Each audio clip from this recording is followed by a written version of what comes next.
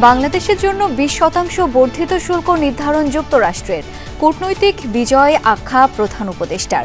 আলাদা কোনো শর্ত আরোপ করেনি মার্কিন প্রশাসন, জানালেন প্রেস সচিব। ট্যারিফের কারণে আমরা মনে করছি যে আমাদের তো এক্সপোর্টটা কম্পিটিটিভ হবে ইউএসএ এবং এক্সপোর্টটা উত্তরোত্তর বৃদ্ধি পাবে। পোশাক সহ যুক্তরাষ্ট্রে পণ্য রপ্তানি নিয়ে উদ্বেগ কিছুটা কমেছে বলছেন ব্যবসায়ীরা। প্রতিযোগিতার সক্ষমতায় এগিয়ে বাংলাদেশ, মন্তব্য অর্থনীতিবিদের। 20% আসলো এবং প্রতিযোগী অন্যান্য দেশগুলোর সমকক্ষ হলো, এটি আমাদের উদ্বেগ অনেকাংশে কমিয়েছে। নেক্সট সিজনে আমরা আশা করতেছি অন্যান্য দেশ থেকে, বিশেষ করে ভিয়েতনাম, চায়না থেকে আমাদের এখানে প্রচুর পরিমাণে অর্ডার শিফট করবে।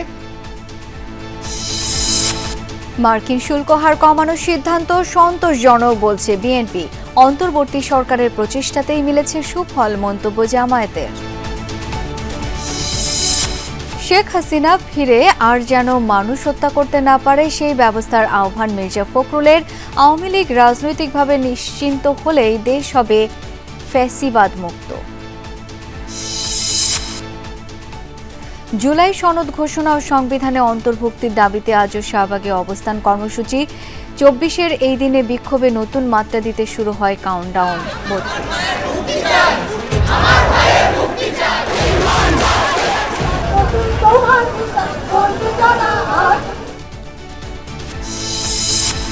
ভাটারায় কনভেনশন সেন্টারে সরকার বিরোধী ষড়যন্ত্রের অভিযোগে আওয়ামী লীগের 22 জন গ্রেপ্তার।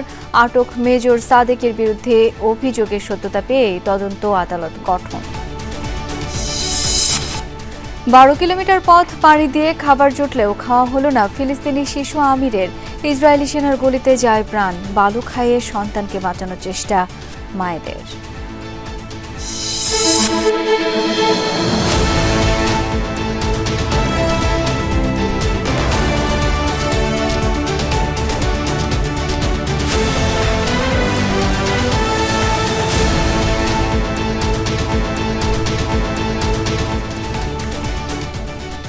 আমন্ত্রণ সন্ধ্যার বাংলাদেশে, সাথে আছি আমি শাওন দত্ত। এতক্ষণ শিরোনাম দেখছি। নানা আলোচনা আর নাটকীয়তার পর বাংলাদেশের জন্য নতুন শুল্ক নীতি নির্ধারণ করেছে যুক্তরাষ্ট্র। 35 থেকে কমিয়ে 20% শুল্ক নির্ধারণ করা হয়েছে। মার্কিন শুল্ক কমানোর বিষয়টিকে গুরুত্বপূর্ণ কূটনৈতিক বিজয় এবং ঐতিহাসিক বাণিজ্য চুক্তি হিসেবে দেখছে সরকার। এই চুক্তির মাধ্যমে বাংলাদেশের তুলনামূলক সুবিধা অক্ষুণ্ণই থাকছে। পোশাক রপ্তানি খাতে প্রতিদ্বন্দ্বীদের তুলনায় কিছুটা সুবিধাজনক অবস্থানে রয়েছে বাংলাদেশ, এমন অভিমত অর্থনীতিবিদের। ওয়াশিংটন দূতাবাসের প্রেস মিনিস্টার বলছেন, দর কষাকষিতে দক্ষতার পরিচয় দিয়েছে ঢাকা। ওয়াশিংটনে মার্কিন বাণিজ্য প্রতিনিধিদের সাথে 3 দফায় বৈঠক করেন বাংলাদেশের প্রতিনিধিরা। এরই ধারাবাহিকতায় বৃহস্পতিবার বাংলাদেশি পণ্যে 15% কমিয়ে 20% শুল্ক নির্ধারণের ঘোষণা দেয় যুক্তরাষ্ট্র। খাতওয়ারি আগে থেকেই যুক্ত 15% সহকারে মোট শুল্কের পরিমাণ দাঁড়ালো 35%। এই চুক্তির মাধ্যমে বাংলাদেশের তুলনামূলক সুবিধা অক্ষুণ্ণই থাকছে। প্রেস বার্তায় এমন অভিমত ব্যক্ত করেছেন প্রধান উপদেষ্টা ডক্টর মোহাম্মদ ইউনূস।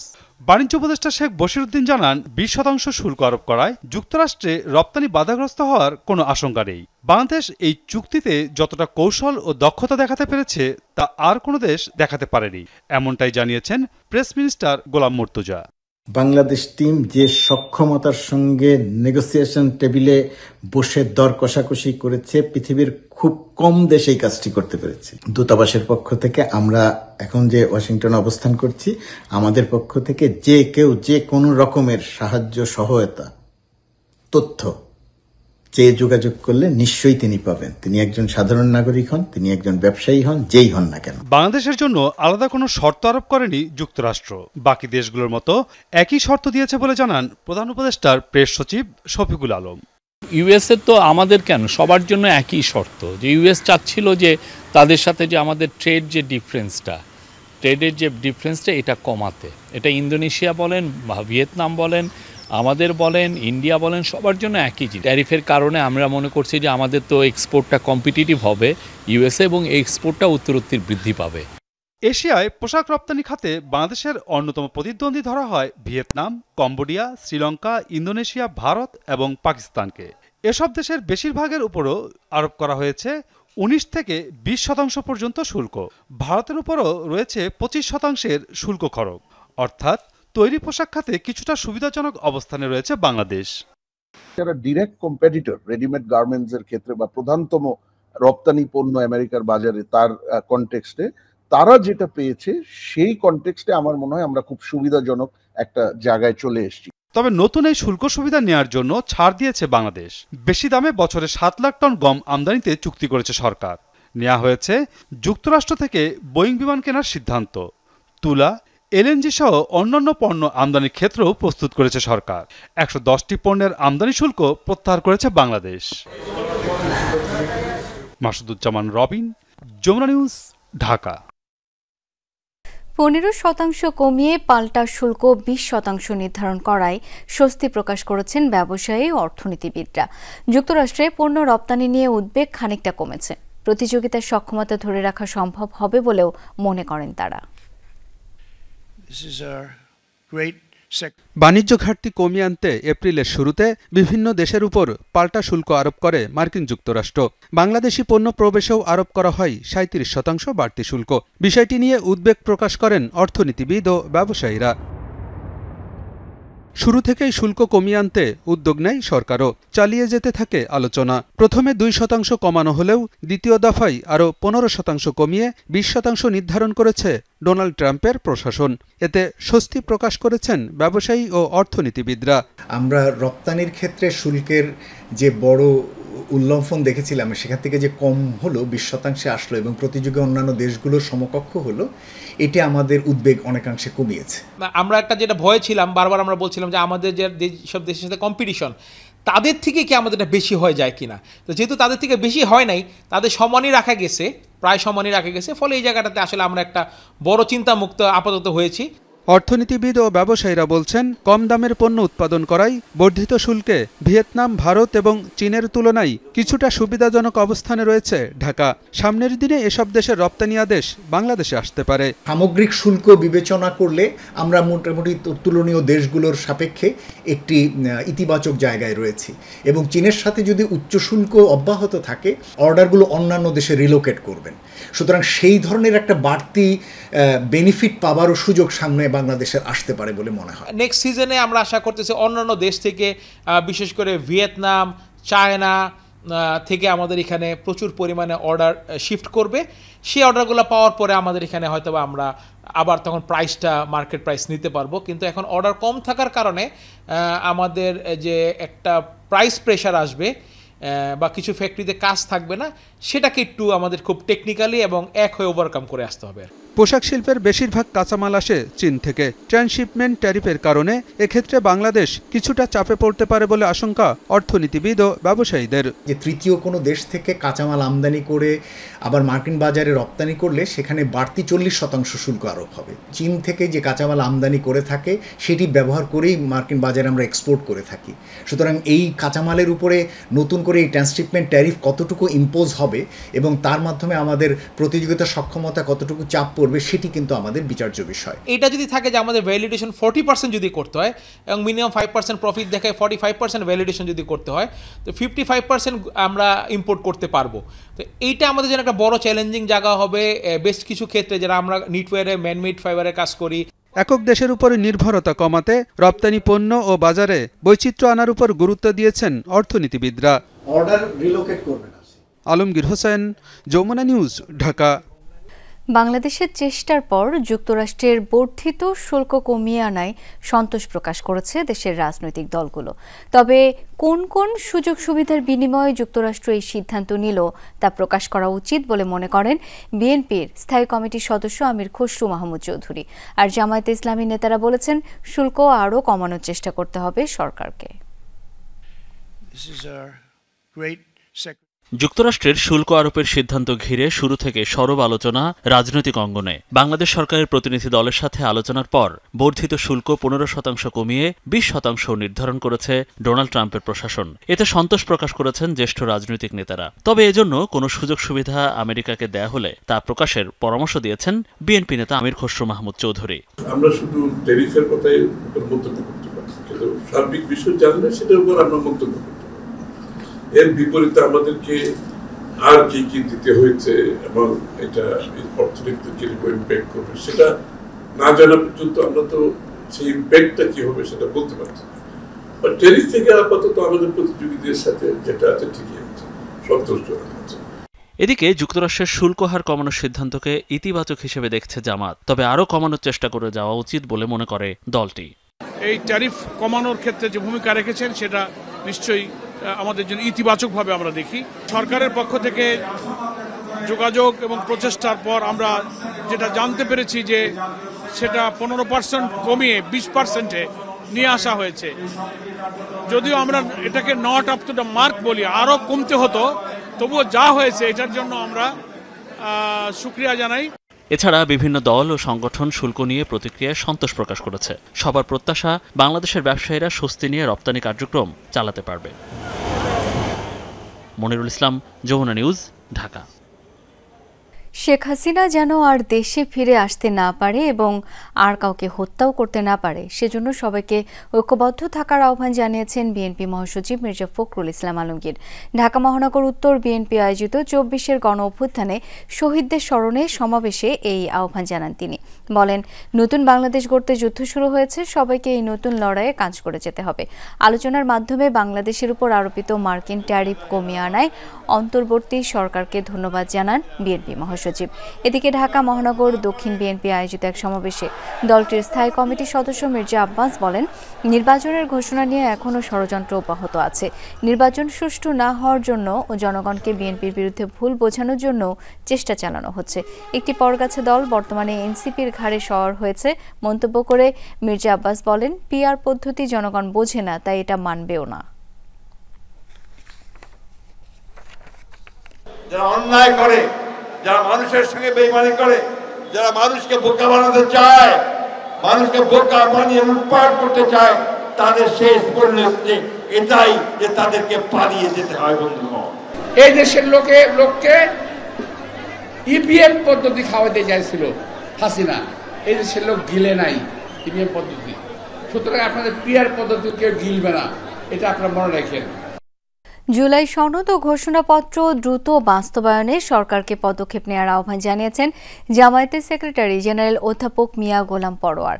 রাজধানীতে এই অনুষ্ঠানে এনসিপি সহ অন্য দলের নেতারা বলেন, ৭১ নিয়ে ব্যবসা করেছে আওয়ামী লীগ, এবার ২৪-এর চেতনা নিয়ে কেউ যেন ব্যবসা করতে না পারে। নির্বাচনের আগে সংস্কার ও জুলাই সনদ বাস্তবায়নের দাবি জানান তারা। জাতীয় প্রেস ক্লাবে জুলাই ২৪-এর গণ অভ্যুত্থান প্রত্যাশা, প্রাপ্তি ও করণীয় শীর্ষক জাতীয় সেমিনারের আয়োজন করে জামাতে ইসলামী। এতে যোগ দেন ফ্যাসিবাদ বিরোধী সমমনা দলের নেতারা। অনুষ্ঠানে জুলাই শহীদদের তালিকা সম্বলিত ওয়েবসাইট দ্বিতীয় স্বাধীনতার শহীদ ও আহত যারা বইয়ের ইংরেজি, আরবি ও তুর্কি ভার্সন উদ্বোধন করা হয়। আলোচনায় বিভিন্ন রাজনৈতিক দলের নেতারা বলেন, বিচার ও সংস্কারের আগে কোনো নির্বাচন নয়। বিচার সংস্কার ছাড়া ওই হুদা রকিব মার্কা কোনো নির্বাচন এদেশের মাটিতে আমরা হতে দেব না। এমন কিছু দল খালি নির্বাচন দাবি করে ক্ষমতায় যাওয়ার জন্য পাগল হয়ে গেছে, তাদের কিন্তু দলের মধ্যে আপনার চাঁদাবাজ ছাড়া কোনো কর্মী পাওয়া যায় না। এনসিপির মুখ্য সমন্বয়ক নাসির উদ্দিন পাটোয়ারি বলেন, দক্ষিণ পন্থা নামক ট্যাগ দিয়ে দেশে পুনরায় ইসলামপন্থীদের কোণঠাসা করার অপচেষ্টা চলছে। একটি দলের মহাসচিব বললেন, বাংলাদেশে দক্ষিণ পন্থার উদ্ভব হচ্ছে। এটা কিন্তু একটি খতরনাক কথা। দক্ষিণ পন্থার যদি উদ্ভব হয়ে থাকে, বাংলাদেশের মানুষ যদি সিজদার মাধ্যমে খুনি ফেসিনাকে বিদায় করতে পারে, আপনাদের সমস্যা কোথায়? জামাতের সেক্রেটারি জেনারেল মিয়া গোলাম পরোয়ার বলেন, প্রশাসনের ঘাপটি মেরে থাকা ফ্যাসিস্টের দোসররা বিশৃঙ্খলা সৃষ্টির চেষ্টা করে যাচ্ছে, তাদের আইনের আওতায় আনার দাবি করেন তিনি। জুলাই হত্যাকাণ্ডের বিচার যথাযথভাবে সম্পন্ন করতে হবে। এই বিচার যদি যথাযথভাবে সম্পন্ন না হয়, তবে ভবিষ্যতে স্বৈরতান্ত্রিক মন মানসিকতার পুনরুত্থান হওয়ার উৎসাহ পাবে। প্রশাসন ও রাষ্ট্রযন্ত্রের অভ্যন্তরে ঘাপটি মেরে থাকা ফ্যাসিবাদীদের দোষরদের শনাক্ত করে আইনের আওতায় আনতে হবে। বিচার সংস্কার ও জুলাই সনদ নিয়ে ষড়যন্ত্র হলে কঠোর আন্দোলনের হুঁশিয়ারি দেন ফ্যাসিবাদ বিরোধী সমমনা দলের নেতারা। জালিমের বিরুদ্ধে যারা জিহাদ করে, আল্লাহ রাসূল সাল্লাল্লাহু আলাইহি ওয়াসাল্লাম তাদেরকে শহীদ হিসেবে আখ্যায়িত করেছেন। শামীম রেজা, যমুনা নিউজ, ঢাকা। বৃষ্টি উপেক্ষা করে শাহবাগ মোড় অবরোধ করে দ্বিতীয় দিনেও আন্দোলন করছে জুলাই আন্দোলনে আহত ও শহীদ পরিবারের সদস্যরা। জুলাই সনদ ঘোষণা ও বাস্তবায়নের দাবিতে বৃহস্পতিবার সকাল থেকে শাহবাগ অবরোধ করেন তারা। বলেন, দাবি পূরণ না হওয়া পর্যন্ত রাজপথে থাকবেন তারা। প্রয়োজনে জেলা উপজেলার জুলাই যোদ্ধারা যোগ দেবে এই কর্মসূচিতে। জুলাই ঘোষণাপত্র ও জুলাই সনদ বাস্তবায়নের দাবিতে বৈরী আবহাওয়ার মধ্যেই দ্বিতীয় দিনের মতো চলছে আন্দোলন। শাহবাগ মোড়ে অবস্থান নিয়ে স্লোগান দিতে থাকেন জুলাই আন্দোলনে আহত ও শহীদ পরিবারের সদস্যরা। ঝুম বৃষ্টির মধ্যেও আন্দোলনকারীরা জানান, তাদের দাবি মানা না হলে আন্দোলন আরো বেগবান হবে। যোগ দিবে জেলা উপজেলার যোদ্ধারা। আমি আসছি সাতক্ষীরা জেলার শ্যামনগর উপজেলা থেকে, এত দূর থেকে আসছে। আমাদের জুলাই সনদ না নিয়ে আমরা বাসায় ফিরবো না। আমাদের ভাইরা রক্ত দিল, আমরা নিজেরা আহত হলাম, এত কষ্ট করলাম, আজ পর্যন্ত আমাদের ঘোষণাপত্র কেন দেওয়া হলো না? জুলাই ঘোষণাপত্র, জুলাই সম্মাননা, আমরা কি চেয়েছি বলেন? আমাদের একটা করে স্বাস্থ্য কার্ড দেওয়া হয়েছে, ওই স্বাস্থ্য কার্ডের কোনো মূল্য নাই। বাধ্য হয়ে রাজপথে আমাদের জীবন দিতে হবে, বড় বড় তো গেছি। এ সময় জুলাইয়ের রক্তের উপর দাঁড়িয়ে বর্তমান অন্তর্বর্তী সরকার প্রতারণা করছে বলে অভিযোগ করেন আন্দোলনকারীরা। জুলাই ঘোষণাপত্র ও জুলাই সনদ বাস্তবায়ন না হওয়া পর্যন্ত শাহবাগে তাদের অবস্থান কর্মসূচি অব্যাহত থাকবে। জুলাই ঘোষণাপত্র এবং জুলাই সনদ বাস্তবায়ন না হওয়া পর্যন্ত আমাদের অবস্থান কর্মসূচি অব্যাহত থাকবে এবং জুলাই ঘোষণাপত্র জুলাই সনদ বাস্তবায়িত হওয়ার পরে সরকার যখন প্রতিশ্রুতি দিবে যেটাকে স্থায়ী বিধানে অন্তর্ভুক্ত করা হবে, তখনই আমাদের কর্মসূচি আমরা শেষ করব। শাহবাগ মোড় ব্যারিকেড দিয়ে এই অবস্থান কর্মসূচির কারণে সীমিত হয়ে যায় যান চলাচল। শুক্রবার সাপ্তাহিক ছুটির দিন হওয়ায় ভোগান্তি তুলনামূলক কম ছিল। একজন সচেতন নাগরিক হিসেবে আমার মনে হয় যে আন্দোলন মানে রাস্তাঘাট অবরোধ করা ঠিক না। বিভিন্ন রকম কর্মসূচির জন্য আমরা বিভিন্ন জায়গা বেছে নিতে পারি। বিভিন্ন সময় বিভিন্ন পরিবেশের দেশে বিভিন্ন ধরনের প্রেক্ষাপটে হয়, এটা আমাদেরকে মেনে নিতে হবে এবং আমরা এগুলা মেনে নিতে অভ্যস্ত হয়ে গেছি। রাব্বি সিদ্দিকী, যমুনা নিউজ, ঢাকা। বিজয়, এই মুহূর্তে শাহবাগের সবশেষ কি অবস্থা আমাদেরকে জানাবেন বিস্তারিত। শাওন, এই মুহূর্তে শাহবাগের অবস্থা স্বাভাবিকই বলা চলে, বাট কিন্তু আইন শৃঙ্খলা বাহিনীর আওতায় কিন্তু আইন শৃঙ্খলা বাহিনী কিন্তু পুরোটাই দখলে নিয়ে নিয়েছে তাদের। আমি একটু জানিয়ে রাখতে চাই যে সন্ধ্যা 6টা 20 নাগাদ যারা এখানে জুলাই যোদ্ধা যারা শাহবাগ মোড় অবরোধ করে রেখেছিল তারা কিন্তু মূলত এখানে আপনি জানেন যে গত 2 দিন ধরে তারা এই শাহবাগ মোড় অবরোধ করে রেখেছিল। 6টা 20-এর সময় আরেক দল জুলাই যোদ্ধা তারা এই অবস্থানরত জুলাই যোদ্ধাদের ভুয়া আখ্যা দিয়ে তাদের সাথে এক ধরনের সংঘর্ষের সৃষ্টি হয় এবং তখনই কিন্তু এই সংঘর্ষ ঠেকাতেই কিন্তু আইন শৃঙ্খলা বাহিনী আসলে অ্যাকশনে যায় এবং আইন শৃঙ্খলা বাহিনী এরপর তাদের দুই পক্ষকেই অ্যাকশনে যেয়ে তাদেরকে কিন্তু সরিয়ে দিয়েছে। এখন যদি আমি বলি যে এখন কিন্তু শাহবাগের অবস্থা সম্পূর্ণ স্বাভাবিক। এখন চারপাশের রাস্তায় খুলে দেওয়া হয়েছে এবং যে সকল ব্যারিকেড অবস্থানরত জুলাইয়ে যারা দিয়েছিল তারা কিন্তু আসলে এখানে আর নেই এবং সেই ব্যারিকেডগুলো কিন্তু উঠিয়ে দেওয়া হয়েছে এবং আইন শৃঙ্খলা বাহিনী কিন্তু এখানে এখন পর্যন্ত অবস্থান করছে এবং তারা তৎপর আছে যে এখানে যেন কোনো ধরনের কোনো অপ্রীতিকর ঘটনা না ঘটে, সেজন্য তারা এখানে সব ধরনের ব্যবস্থা নিয়ে রেখেছে। আপনি দেখতেই পাচ্ছেন এখানে এখনও পুলিশের অবস্থান আছে এবং সেই সাথে আমি একটু বলতে চাই যে এখানে যে সকল জুলাই যোদ্ধাদের অবস্থান ছিল তাদেরকেও কিন্তু সরিয়ে দেওয়া হয়েছে এবং তাদের কেউই কিন্তু এখন পর্যন্ত এখানে আর নেই। তবে সবশেষ পরিস্থিতি যদি বলতে চাই যে এখানে এখন অবস্থা বেশ স্বাভাবিক এবং যান চলাচলও স্বাভাবিক। শাওন। বিজয়, ধন্যবাদ আপনাকে। মিথ্যা পরিচয়ে কনভেনশন সেন্টার ভাড়া নিয়ে রাজধানীর ভাটারার একটি আবাসিক এলাকায় সরকার বিরোধী ষড়যন্ত্রে জড়ো হয়েছিল আওয়ামী লীগ ও অঙ্গ সংগঠনের নেতাকর্মীরা। বিকেলে ডিএমপি সংবাদ সম্মেলনে একথা জানান কর্মকর্তারা। এদিকে গুলশানে চাঁদাবাজির ঘটনায় বৈষম্য বিরোধী ছাত্র আন্দোলনের সমন্বয়ক পরিচয় দেয়া আরও একজনকে আটক করেছে পুলিশ। বিদেশে কর্মী প্রেরণের নামে প্রায় 400 মানুষের সমাগম। পরে জানা যায় তা ছিল সরকার উৎখাতে কার্যক্রম নিষিদ্ধ আওয়ামী লীগের পরিকল্পনার অংশ। ঘটনা জানাজানি হলে মামলা হয় ভাটারা থানায়, গ্রেফতার হয় 22 জন। ঘটনার পরিকল্পনা ও বাস্তবায়নের সঙ্গে যুক্তদের খোঁজে মাঠে নেমেছেন গোয়েন্দারা। শামীমা নাসরিন শম্পা নামে একজন, উনি একটা প্রতিষ্ঠানের নাম দিয়ে এখানে বিদেশি লোক পাঠানোর নাম করে কেবি কনভেনশন হলটা ভাড়া করে এবং এখানে আমাদের কাছে যে পরবর্তীতে তথ্য পাওয়া গেছে এখানে বিভিন্ন ষড়যন্ত্রমূলকভাবে তাদেরকে আনা হয়েছিল এবং এই প্রেক্ষিতে গত 13ই জুলাই রাজধানীর ভাটারা থানায় একটা মামলা করা হয় এবং এই ঘটনার সাথে জড়িত থাকার অপরাধে ইতিমধ্যে 22 জনকে গ্রেফতার করা হয়েছে। কয়েকদিন ধরে দেশ জুড়ে নাশকতার যে শঙ্কা বিভিন্ন মাধ্যমে ছড়ানো হয় তা নিয়ে কোনো উদ্বেগ নেই বলে জানান পুলিশ কর্মকর্তারা। আগস্ট কেন্দ্রিক আমরা কোনো রকমের নিরাপত্তার শঙ্কা দেখছি না। এদিকে গুলশানে চাঁদাবাজির ঘটনায় গণতান্ত্রিক ছাত্র সংসদের সাবেক যুগ্ম আহ্বায়ক জানে আলম অপুকে শুক্রবার রাজধানীর ওয়ারি থেকে গ্রেফতার করেছে গোয়েন্দা পুলিশ। থানা পুলিশের পাশাপাশি ঢাকা মহানগর গোয়েন্দা পুলিশ ঘটনায় জড়িতদের আইনের আওতায় নিয়ে আসতে কাজ করে এবং তারই প্রেক্ষিতে আজ সকালে রাজধানীর গোপীবাগ হতে জানে আলম ওরফে তপুকে গ্রেফতার করা হয়। এই ঘটনায় আর যারা জড়িত তাদেরকে আইনের আওতায় নিয়ে আসা এবং ঘটনার মূল রহস্য উদ্ঘাটনে আমাদের তদন্ত কাজ অব্যাহত রয়েছে। ওই ঘটনায় অভিযুক্ত 6 জনের সবাইকে গ্রেফতার করা হয়েছে বলে জানান এই কর্মকর্তা। রিয়াজ রায়হান, যমুনা নিউজ, ঢাকা। রাজনৈতিক সংশ্লিষ্টতার অভিযোগে আটক মেজর সাদিকুল হক সাদিকের বিরুদ্ধে তদন্ত আদালত গঠনের কথা জানিয়েছে আন্তঃবাহিনী জনসংযোগ পরিদপ্তর আইএসপিআর।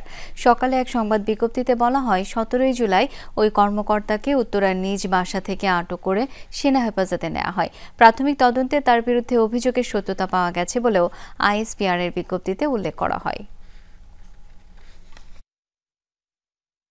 কার্যক্রম নিষিদ্ধ থাকলেও সামাজিক মাধ্যমে সক্রিয় আওয়ামী লীগ, ছাত্রলীগ সহ অঙ্গ সংগঠনগুলোর নেতাকর্মীরা দেশজুড়ে নাশকতা ও নৈরাজ্য তৈরি করে শেখ হাসিনাকে দেশে ফেরানোর প্লট তৈরি করা হচ্ছে এমন তথ্য পায় গোয়েন্দারা। অভিযোগ ওঠে, সেনা কর্মকর্তা সাদিকুল হক এ কাজে নিষিদ্ধ আওয়ামী লীগ কর্মীদের প্রশিক্ষণ দিয়েছেন। সে ব্যাপারেও সরকারি পর্যায়ে একটি বৃহস্পতিবার এক ব্রিফিংয়ে সেনাবাহিনীর পক্ষ থেকে জানানো হয়, অভিযুক্ত মেজর সাদিকুল হক সাদেককে আটক করেছেন তারা এবং অভিযোগ খতিয়ে দেখা হচ্ছে। তার দোষ প্রমাণিত হলে নিঃসন্দেহে সেনাবাহিনী প্রচলিত নিয়ম অনুযায়ী তার বিরুদ্ধে ব্যবস্থা গ্রহণ করবে। শুক্রবার এক প্রেস বিজ্ঞপ্তিতে আন্তঃবাহিনী সংযোগ পরিদপ্তর আইএসপিআর জানায়, ওই সেনা কর্মকর্তার বিরুদ্ধে প্রাথমিকভাবে অভিযোগের সত্যতা পাওয়া গেছে। রাজনৈতিক সংশ্লিষ্টতার কারণে তার বিরুদ্ধে তদন্ত আদালত গঠনের কথাও উল্লেখ করা হয় প্রেস বিজ্ঞপ্তিতে। পূর্ণ তদন্ত শেষে তথ্য প্রমাণের ভিত্তিতে ওই সেনা কর্মকর্তার বিরুদ্ধে সেনাবাহিনীর প্রচলিত আইন ও বিধি অনুযায়ী যথাযথ শাস্তিমূলক ব্যবস্থা গ্রহণ করা হবে বলে জানায় আইএসপিআর। অলক হাসান, যমুনা নিউজ, ঢাকা। দিনটা 24 পহেলা আগস্ট হলেও কোটা সংস্কার আন্দোলনের ছাত্র জনতার কাছে তখনও জুলাই চলমান, তাই তারিখ 32 জুলাই। শিক্ষার্থী, শিল্পী, জনতা, শিক্ষক সবাই প্রতিবাদী। রাজধানী ঢাকা ছাড়াও আন্দোলনে মুখর সারা দেশ। শেখ হাসিনার ক্ষমতার ভিত চরমভাবে কেঁপে ওঠে এই দিন। সমন্বয়কদের মুক্তি দিয়ে সরকার কিছুটা নরম করে সুর, কিন্তু দেশ জুড়ে চলতেই থাকে ছাত্র জনতার প্রতিবাদ। ছাত্র আন্দোলনে গুলি হামলার প্রতিবাদে 32 জুলাই ঢাকা বিশ্ববিদ্যালয় ও বুয়েটে সমাবেশ ও মিছিল করেন শিক্ষার্থী ও শিক্ষকরা। অভিযোগ করেন, যারা গুলি করেছে তাদের বিচার না করে উল্টো গ্রেফতার ও হেনস্থা করা হচ্ছে শিক্ষার্থীদের। দেশের শিক্ষক সমাজের সাথে এদিন একাট্টা হয় শিল্পী সমাজও। কোটা সংস্কার আন্দোলনের শিক্ষার্থীদের 9 দফা দাবির সাথে সংহতি প্রকাশ করে রাজধানীর ফার্মগেটে প্রতিবাদ কর্মসূচি পালন করে দৃশ্য মাধ্যম শিল্পী সমাজ। দেশে হত্যা, সহিংসতা, গণগ্রেফতার ও হয়রানির প্রতিবাদ জানান তারকারা। আরেকজনের সন্তান মারা যাওয়াটাও এটা মানুষের বুকে লাগে। তবে এদিন শিল্পী সমাজের বিপরীত চিত্রও দেখেছে দেশ। সকল সহিংসতার বিরুদ্ধে আমরা এই ব্যানারে প্রতিবাদী প্লাকার্ড হাতে বিটিভি ভবনের সামনে দাঁড়ায় শিল্পীদের একটি অংশ। এবং আজকে আমাদের সাথে এখানে এদিন সন্ত্রাস বিরোধী আইনে জামাতে ইসলামী ও ইসলামী ছাত্র শিবিরকে নিষিদ্ধ করে প্রজ্ঞাপন জারি করে স্বরাষ্ট্র মন্ত্রণালয়। সন্ত্রাসী সংগঠন হিসেবেই জামাতকে নিষিদ্ধ করা হয়েছে বলে জানান তৎকালীন স্বরাষ্ট্রমন্ত্রী আসাদুজ্জামান খান। জামাত শিবির নিষিদ্ধের সিদ্ধান্তকে স্বাগত জানান রাজনৈতিক বিশ্লেষক ও মুক্তিযুদ্ধ গবেষকরা। শেখ হাসিনা বলেন, রাজনীতি নিষিদ্ধের পর জামাত শিবির জঙ্গিবাদী হিসেবে আন্ডারগ্রাউন্ডে গিয়ে ধ্বংসাত্মক কাজ করার চেষ্টা করবে। 1 আগস্টেই আওয়ামী লীগের সাধারণ সম্পাদক ওবায়দুল কাদের মিথ্যাচার করেন, দেখামাত্র গুলির নির্দেশনা দেয়নি সরকার। দেখামাত্র গুলি নির্দেশের বিষয়ে ভুল বার্তা দেয়া হচ্ছে। অথচ কারফিউ জারির প্রথম দিনেই তিনি বলেছিলেন এটা অবশ্যই কারফিউ এবং এখানে শুটার সাইটও আছে। অন্যদিকে 1 সপ্তাহ পর এদিন 6 সমন্বয়ককে ডিবি নিজস্ব পরিবহনে বাসায় পৌঁছে দেয়। জানায় গেল 2 দিন কোনো কিছু না খেয়ে অনশনে ছিলেন 6 সমন্বয়ক। এদিন অতিরিক্ত কমিশনার হারুনুর রশিদকে বদলি করা হয় ডিবি থেকে। আস্থা এবং বিশ্বাস রেখে 6 সমন্বয়কের মুক্তির দাবিতে এদিন ডিবি কার্যালয়ের সামনে হাজির হয়েছিলেন নাগরিক সমাজের প্রতিনিধিরা। গোয়েন্দা কার্যালয়ে গিয়ে তাদের ছেড়ে দেওয়ার খবরে স্বস্তি জানান তারা। এদিন জাতিসংঘের ফ্যাক্ট ফাইন্ডিং মিশন পাঠানোর প্রস্তাবে সাড়া না দেওয়ার সিদ্ধান্ত নেয় সরকার। একথা জানান তখনকার পররাষ্ট্র সচিব মাসুদ বিন মোমেন। প্রতিটি হত্যা সহিংসতার বিচার বিভাগীয় তদন্তের ঘোষণা দেন তথ্য প্রতিমন্ত্রী মোহাম্মদ আরাফাত। সুজন সম্পাদক বদিউল আলম মজুমদার বলেন, ৭১-এ পাকিস্তানিরা যেভাবে নির্যাতন চালিয়েছে সেভাবেই এখন নির্যাতন চালাচ্ছে সরকার। এমন অস্থিরতায় 10 আগস্ট পর্যন্ত এইচএসসি পরীক্ষা স্থগিত রাখে সরকার। এদিন রিমেম্বারিং দ্য হিরোজ নামে নতুন কর্মসূচি পালন করে বৈষম্য বিরোধী ছাত্র আন্দোলন। নতুন কর্মসূচিতে গ্রাফিতি, দেয়াল লিখন, ফেস্টুন তৈরি, ডিজিটাল পোর্ট্রেট তৈরির পাশাপাশি ছিল প্রতিবাদী সাংস্কৃতিক আয়োজন। আর চলমান থাকে March for Justice. Ahmed Reza, Jamuna news, Dhaka. July সনদ বাস্তবায়নে যে সকল প্রক্রিয়া সম্পন্ন করা দরকার তার সবই করেছে বিএনপি। চট্টগ্রামে এমনটা বলেছেন দলের স্থায়ী কমিটির সদস্য সালাউদ্দিন আহমদ। ঐকমত্য কমিশনের ৫১টি সুপারিশ বাদে বাকি বিষয়গুলোতে বিএনপির কোনো দ্বিমত নেই বলেও জানান তিনি। এ সময় দলের স্থায়ী কমিটির সদস্য নজরুল ইসলাম খান সহ অন্যান্যরা উপস্থিত ছিলেন। শুক্রবার বেলা ১২টায় হাটহাজারীর আল জামিয়াতুল আহলিয়া দারুল উলুম মুইনুল ইসলাম মাদ্রাসায় পৌঁছান বিএনপির স্থায়ী কমিটির সদস্য সালাউদ্দিন আহমদ ও নজরুল ইসলাম খান। মাদ্রাসাটির প্রধান এবং মহাপরিচালক সহ হেফাজতে ইসলাম নেতাদের সাথে মতবিনিময় করেন তারা। পরে গণমাধ্যম কর্মীদের বলেন, জুলাই সনদ বাস্তবায়ন এবং ঐক্যমত্যের ভিত্তিতে রাষ্ট্র গঠন করবে বিএনপি। আমরা আশা করি এই জুলাই জাতীয় সনদ এখনো স্বাক্ষরিত হয় নাই, বাট গতকালকে পর্যন্ত সবার ঐক্যমতের ভিত্তিতে সমস্ত মৌলিক বিষয়গুলো একত্রিত করে সনদ হয়েছে। আমরা ৮২৬টি মোট প্রস্তাবের মধ্যে ৫১টি বাদে 51 বাদে বাকি সবগুলোতে একমত হয়েছে। আগামী ফেব্রুয়ারিতে জাতীয় সংসদ নির্বাচন নিয়ে অন্তর্বর্তীকালীন সরকারের বক্তব্য আরও সুস্পষ্ট করার আহ্বান জানান বিএনপির এই নেতা। আমরা ফেব্রুয়ারিতে নির্বাচন হওয়ার পথে কোনো বাধা দেখছি না। যেহেতু কোনো বাধা দেখছি না, সেহেতু এটা নাও হতে পারে এরকম দুশ্চিন্তা করার তো কোনো কারণ নাই। আমরা অপেক্ষা করছি যে শিগগিরই সরকার এই ব্যাপারে তাদের বক্তব্য, সুস্পষ্ট বক্তব্য নিয়ে আসবেন এবং নির্বাচন কমিশনকে সেই অনুযায়ী পরামর্শ দেবেন। এর আগে সকাল 11:30টায় হেফাজতে ইসলামের প্রয়াত আমির শাহ আহমদ শফির কবর জিয়ারত করেন বিএনপির কেন্দ্রীয় নেতারা। মামুনুর রশিদ অভি, যমুনা নিউজ, চট্টগ্রাম। শ্রমিকদের কাজের পরিবেশ ও মজুরি ঠিক না করে বাংলাদেশকে উন্নত রাষ্ট্রে পরিণত করা সম্ভব নয়, এই মন্তব্য করেছেন জাতীয় নাগরিক পার্টির মুখ্য সমন্বয়ক নাসির উদ্দিন পাটোয়ারি। দুপুরে এনসিপির শ্রমিক উইংয়ে অনুষ্ঠানে এসব কথা বলেন তিনি। বলেন, পার্লামেন্টে অবশ্যই শ্রমিকদের প্রতিনিধিত্ব থাকতে হবে। তার অভিযোগ, গণ অভ্যুত্থানের পর এই সরকারও শ্রমিকের বুকে গুলি চালিয়েছিল। গেল কয়েক দশকে মালিক শ্রমিকের মাঝে দালাল এসেছে। এনসিপির শ্রমিক উইংয়ে নতুন ৯২ জন যোগ দিয়েছে বলেও জানান দলটির মুখ্য সমন্বয়ক।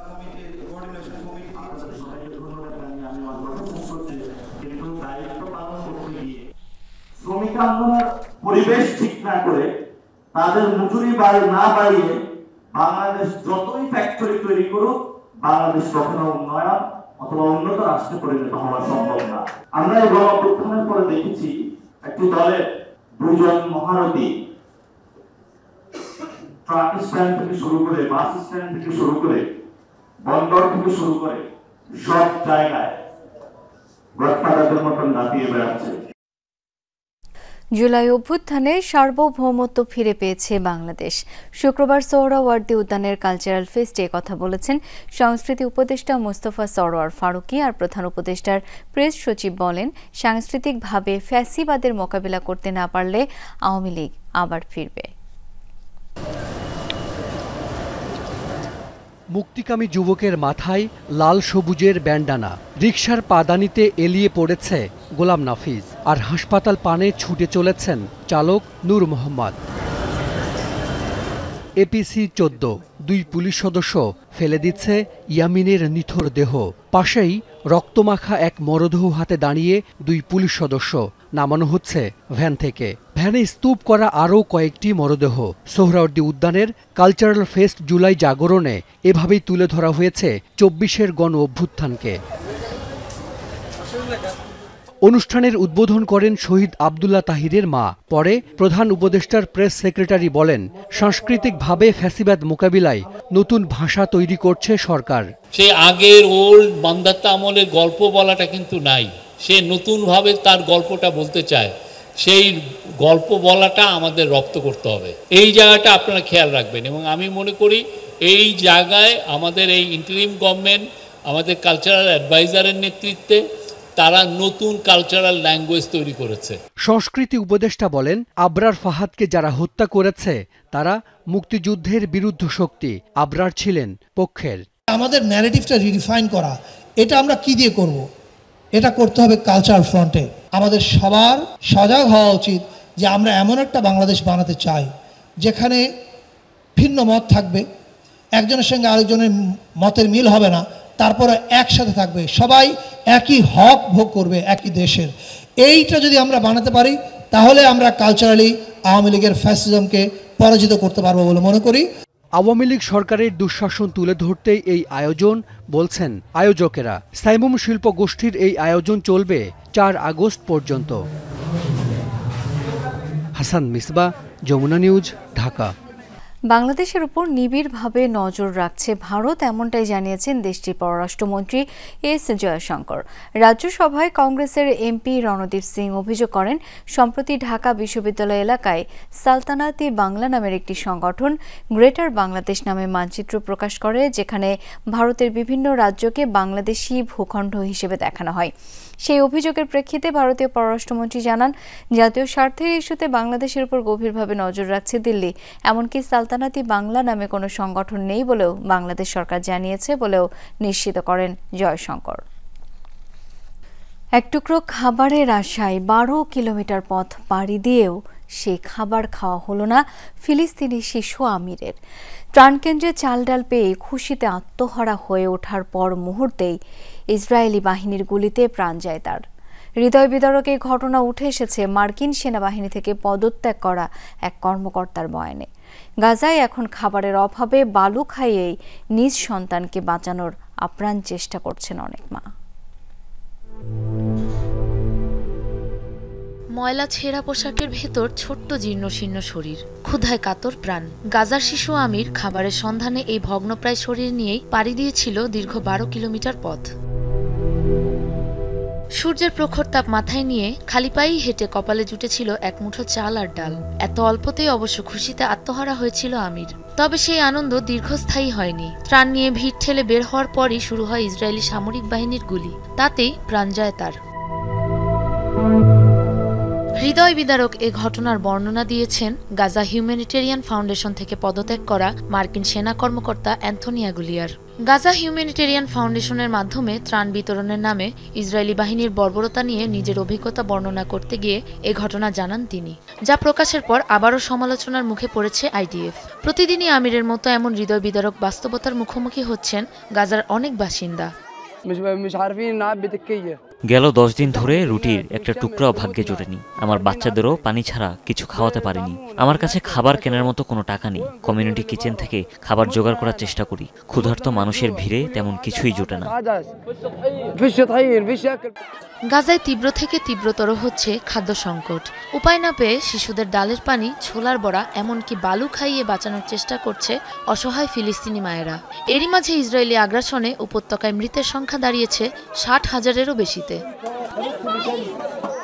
সাবরিনা নুসরাত, যমুনা নিউজ। আর এই ছিল আজকে সন্ধ্যার বাংলাদেশের আয়োজনে। ধন্যবাদ এতক্ষণ সাথে থাকার জন্য।